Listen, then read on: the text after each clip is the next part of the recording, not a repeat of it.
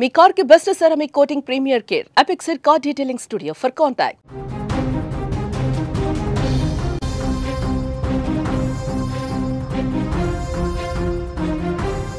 గోదావరి జిల్లా లక్ష్మీవరం గ్రామానికి చెందిన సిరిగిడి దుర్గాప్రసాద్ తన ఇద్దరు పిల్లలైన మోహిత్ జాహ్నవీలను నదిలో పడేసి తాను కూడా ఆత్మహత్య చేసుకున్నటువంటి కేసులో నిన్న బుధవారం సాయంత్రం చిన్నారి మృతదేహం జాహ్నవిది కూడా లభ్యమైంది.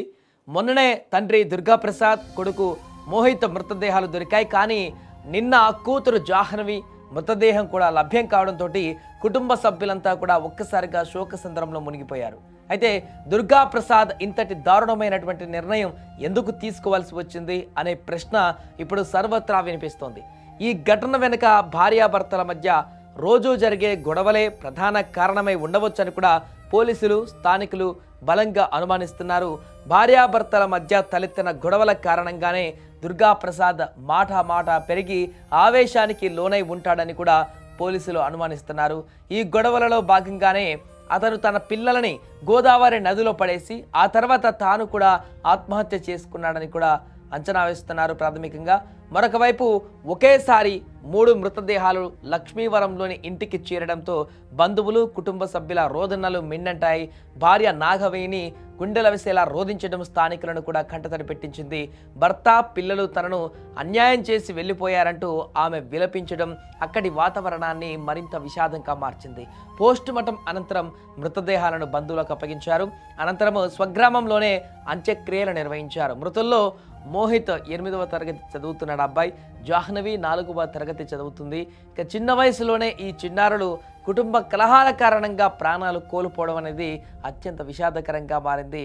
అంతేకాకుండా మృతుడి తండ్రి భావమర్ది ఫిర్యాదు మేరకు పోలీసులు కేసు నమోదు చేశారు. ఈ యొక్క ఘటన వెనుక కేవలం భార్యాభర్తల గొడవలే కారణమా, లేక ఇంకేమైనా కారణాలు ఉన్నాయా, అప్పులు వంటివి ఉన్నాయా అన్న కోణంలో కూడా పోలీసులు దర్యాప్తును ముమ్మరం చేశారు. పూర్తి వివరాలు విచారణ అనంతరం వెల్లడి కానున్నాయి. ఏదేమైనా కూడా ఈ యొక్క విషాదకరమైనటువంటి ఘటన 2 తెలుగు రాష్ట్రాలలో ఉన్నటువంటి ప్రజలందరినీ కూడా దిగ్భ్రాంతికి గురిచేసింది. ఇద్దరు పిల్లలను కూడా వెంటబెట్టుకొని పూర్తిగా ఆధార్ కార్డు కోసమని వెంటబెట్టుకొని ఈ రకంగా బలవన్మరణానికి పాల్పడినటువంటి ఆ వ్యక్తి ఇద్దరు పిల్లలను కూడా చంపడం అనేది అత్యంత విషాదకరంగా మారింది. అయితే దాంట్లో ఆ అబ్బాయి 8వ తరగతి చదువుతున్నటువంటి తన కుమారుడు మొదట జాహ్నవిని గోదావరిలో పడేసినప్పుడు భయంతో పరిగెత్తినట్టుగా తెలుస్తుంది.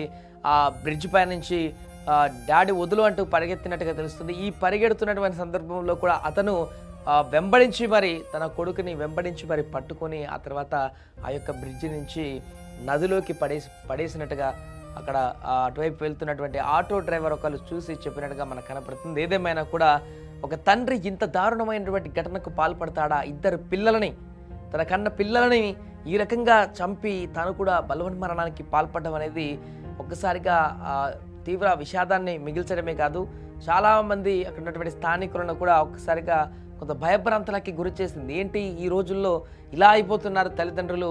గతంలో చాలా కేసులు చూసాం ఇలాగే. వారు బలవన్మరణం పాల్పడమే కాకుండా పిల్లల్ని చంపేస్తున్నటువంటి ఘటనలు ఈ మధ్య కాలంలో వరుసగా జరుగుతున్నాయి. అలాంటి ఘటనల్లోనే ఇదొకటి మరలా సంభవించడం అనేది అక్కడ చాలామందిని కూడా ఒక్కసారిగా భయభ్రాంతులకు గురి చేస్తుంది.